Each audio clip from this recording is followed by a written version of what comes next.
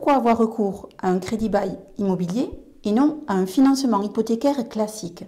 Dans un premier temps, nous allons nous positionner du côté des intérêts de la banque, du crédit bailleur, pour ce type d'opération, d'un point de vue juridique. On ne va pas se positionner sur l'intérêt financier pour une banque, mais du point de vue juridique et du droit des sûretés, la différence majeure va résider dans le fait que dans un crédit hypothécaire classique, c'est l'acquéreur qui achète, qui emprunte et qui consent à la banque une hypothèque sur le bien acquis.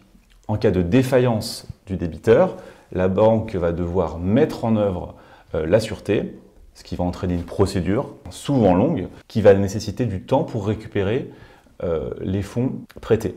Dans le cadre du crédit bail, c'est la banque, crédit bailleur, qui va se porter acquéreur du bien immobilier à la demande de l'emprunteur crédit preneur.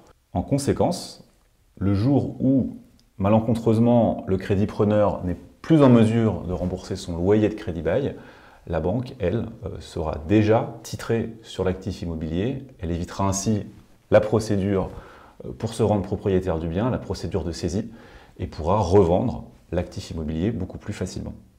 Alors on va voir que ce mécanisme présente aussi un intérêt pour l'emprunteur crédit-preneur. Le premier intérêt, il est d'abord financier, parce que comme l'a expliqué Pierre-Olivier, la banque appréhende l'actif directement, à la différence du financement hypothécaire classique.